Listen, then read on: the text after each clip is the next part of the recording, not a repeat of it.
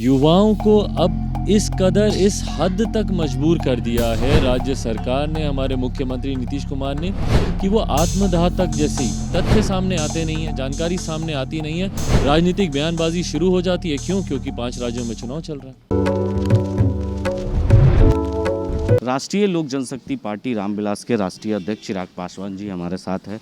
बिहार बचाओ राजभवन आप लोग निकाल रहे हैं सर, किस तरीके से तैयारी है और कितना सहयोग मिल रहा है? देखिए, सहयोग की जहाँ तक बात है, मुझे लगता है कि शायद पूरा बिहार को बचाने के लिए अब प्रयास कर रहा है। और ये हम लोग का तो खैर प्रदर्शन, जो मार्च हम लोग कर रहे हैं गांधी मैदान से राजभवन तक, बिहार बचाओ मार्च, ये तो हम लोग 15 तारीख को कर रहे हैं। पर अगर आप देखें तो एक लंबे समय से रह कर विभिन्न संगठन के लोग, विभिन्न वर्ग के लोग रहकर इसी तरीके का धरना, प्रदर्शन, आंदोलन निरंतरता में करते आ रहे हैं। क्यों? क्योंकि उनको कहीं ना कहीं सिस्टम से, सरकारी नीतियों से कहीं ना कहीं उनको परेशानी है, उनको ऐतराज़ है। दुख इस बात का होता है कि उसके बाद भी मुख्यमंत्री या राज्य सरकार उनके विषयों को सुनने तक की जहमत ज़रूरी नहीं समझती। भले वो वार्ड सचिवों का मामला हो, मुजफ्फरपुर के बाद जिस तरीके से पटना में महिला बाल सुधार गृह में जिस तरीके से देह व्यापार जैसे घृणित कार्य को लेकर घटना सामने आई, या आरआरबी एनटीपीसी के छात्रों के ऊपर जिस तरीके से बर्बरता से लाठियां चलाई गईं, या फिर 19 लाख का रोज़गार का वादा करके 19,000 तक रोज़गार अभी ये लोग नहीं दे पाए हैं। लाखों की बात तो बहुत दूर की बात है, हज़ार की संख्या भी ये लोग अभी नहीं रोज़गार ये लोग दे पाए हैं। तो इन तमाम विषयों को लेकर जिस तरीके से बिहारियों में एक आक्रोश पनप रहा है, आशा कर्मी हो, ममता की कर्मचारी हो, निरंतरता में वो मुझसे मिलती हैं, अपनी वेदनाओं को, अपने मांगों को वो हमारे समक्ष रखती हैं। पर दुख इस बात का होता है कि इतना होने के बाद भी राज्य सरकार इस दिशा में ध्यान देना तो दूर की बात है, सुनना तक ज़रूरी नहीं समझती इनके विषयों को। तो इन तमाम बातों को लेकर हम लोग 15 तारीख को हम लोग ये मार्च करने जा रहे हैं। माँ महिम राज्यपाल जी से पहले भी हम लोगों ने लिखित तौर पर ये आग्रह किया है कि ज़रूरी है कि बिहार में अब राष्ट्रपति शासन लागू किया जाए। एक के बाद एक जिस तरीके से घटनाएं घट रही हैं, और ये तो मैंने अभी आपके सामने वो विषय रखे जिसको लेकर एक जन आक्रोश है, पर उसके अलावा कितने ऐसे पीड़ित परिवार हैं जिनकी मृत्यु जहरीली शराब पीने से हुई है, उनकी अलग अपनी वेदनाएं हैं, हर वो परिवार। और दुख की बात यह है कि किसी एक पीड़ित परिवार से मुख्यमंत्री नीतीश कुमार जी ने मिलना ज़रूरी नहीं समझा। किसी एक ऐसे बड़े तस्कर या गिरोह को आज तक इन्होंने नहीं पकड़ा जो कि इस तरीके की घटनाओं में लिप्त हो। तो ये अपने में दर्शाता है सरकार जिस तरीके से संवेदनहीन है। तो इसीलिए हम लोगों ने मांग की है कि बिहार में बढ़ते हुए अपराध को लेकर, और बिहार में जिस तरीके से बेरोज़गारी की वजह से युवा परेशान है, और विभिन्न और संगठन के लोग जिस तरीके से अपनी मांगों को लेकर सड़क पर उतर रहे हैं, ज़रूरी है कि सरकार उनकी बातों को सुने। और जो सरकार जनता की बातों को नहीं सुन रही, उसको सरकार में रहने का भी कोई अधिकार नहीं है। इसलिए मार्च के माध्यम से पुनः महामहिम राज्यपाल जी से हम लोग आग्रह करेंगे कि बिहार में राष्ट्रपति शासन लागू किया जाए। कल एसटीटी अभ्यर्थियों ने अपने ऊपर पेट्रोल छिड़क कर जो है आग लगाने की कोशिश की, पुलिस वहां से जबरन उन्हें हटाया गर्दनी बाग से। जिस तरीके से वो अपनी मांगों को लेकर कई सालों से आंदोलन कर रहे हैं, लेकिन सरकार सुन नहीं रही है, इसको किस रूप में आप देखते हैं? देखिए, सबसे पहले तो मैं उनसे आग्रह करूंगा कि इतनी जल्दी हिम्मत नहीं हारनी चाहिए। कोई भी संघर्ष या कोई भी लड़ाई आसान नहीं होती है। इस तरीके से अपने को नुकसान पहुंचाकर या खुद की हानि कर कोई लड़ाई नहीं जीती जाती है। तो पहले तो मैं व्यक्तिगत तौर पर मैं तमाम उन अभ्यर्थियों से मैं आग्रह करूंगा, विनम्र निवेदन करूंगा कि अपने आप को हानि नहीं पहुंचाएं। हम लोग की लड़ाई सरकार से है, और यकीनन आज नहीं तो कल हम लोग इस लड़ाई को हम लोग जीतेंगे ही। पर हाँ, जैसा मैंने कहा कि दुख मुझे इसी बात का होता है कि हमारे युवाओं को अब इस कदर इस हद तक मजबूर कर दिया है राज्य सरकार ने, हमारे मुख्यमंत्री नीतीश कुमार ने, कि वो आत्मदाह तक जैसी एक ऐसा बड़ा कदम उठाने के लिए वो लोग उनको मजबूर किया जा रहा है। क्यों? क्योंकि सरकार में उनकी सुनवाई नहीं है।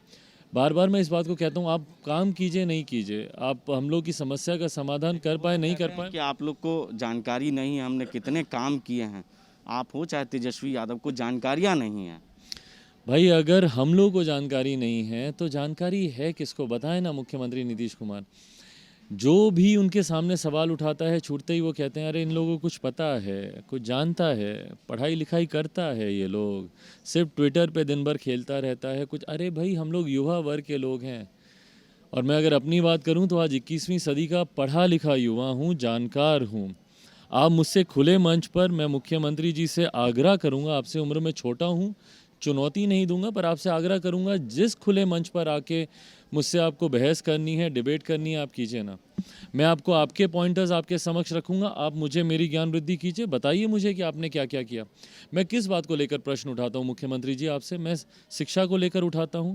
बिहार में किससे छुपे हुए हैं शिक्षा के बदहाल स्थिति, जहाँ पर भवन नहीं है, बच्चों के बैठने के लिए टेबल बेंचेस नहीं है, शिक्षक नहीं है, सबसे बड़ी बात शिक्षक नहीं है। मैं शिक्षा को लेकर मैं लड़ाई लड़ रहा हूँ, मैं स्वास्थ्य को लेकर लड़ रहा हूँ। स्वास्थ्य को तो अब आप भी जानते हैं, आप इसीलिए दिल्ली जाते हैं ना मोतियाबिंद का ऑपरेशन कराने, क्योंकि अगर आपने पटना में करा लिया तो आपकी भी आंखें निकालनी पड़ेंगी जिस तरीके से और दर्जनों ऐसे लोगों की आंखें मुजफ्फरपुर में निकालनी पड़ी। मैं अपराध को लेकर आपसे सवाल उठाता हूँ। मैं शराबबंदी को लेकर, कौन नहीं जानता कि भैया आज की तारीख में होम डिलीवरी हो रही है शराब की। तो आप आइए ना सार्वजनिक मंच पर, आप बहस कीजिए। आपने बोला कि भैया बिहार में रोजगार नहीं मिल सकता, क्यों? क्योंकि बिहार का भूगोल ऐसा है, लैंडलॉक्ड है। मैं आपको दावे के साथ बोल सकता हूं कि अगर हम जैसे युवाओं को मौका देंगे, हम लोग साल भर के भीतर जो 19 लाख रोजगार का आपने वादा किया था उसका पूरा रोड मैप हम लोग के पास तैयार है। हम लोग आपको 19 लाख क्या, हम लोग आपको 25 लाख 30 लाख हम लोग आपको रोजगार साल भर के भीतर हम लोग आपको ला के दिखा देंगे।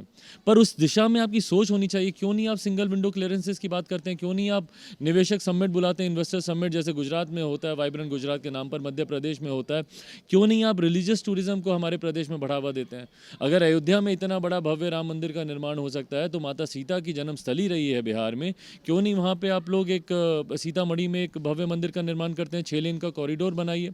हर वो व्यक्ति जो भगवान राम का आशीर्वाद लेने जाए, माता सीता के दर्शन करने आए यहाँ पर, इससे राजस्व बढ़ेगा।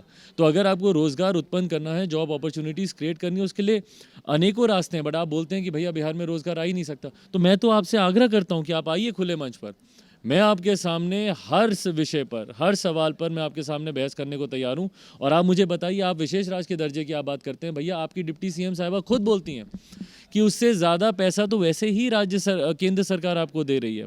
आप उनको भी लेकर बोलते हैं कि अरे उनको कुछ पता है, वो कुछ जानती। अरे जब वो कुछ जानती नहीं तो फिर जायसवाल ने भी इस पर सवाल खड़े किए थे। फेसबुक पे उन्होंने लिखा था कि भाजपा के प्रदेश अध्यक्ष हैं, हर कोई आपको इस बारे में, तो मतलब सब मूर्ख हैं और सिर्फ एक विद्वान, सिर्फ मुख्यमंत्री नीतीश कुमार जी हैं। अगर ऐसी परिस्थिति है तो फिर मैं क्या ही बहस करूं। बट अगर इसके अलावा अगर वो सुनना चाहेंगे, बिहार के विकास के लिए कार्य करना चाहेंगे, तो हम लोग भी आपके दुश्मन नहीं है मुख्यमंत्री जी, हम लोग भी आपको सुझाव भी देना चाहते हैं।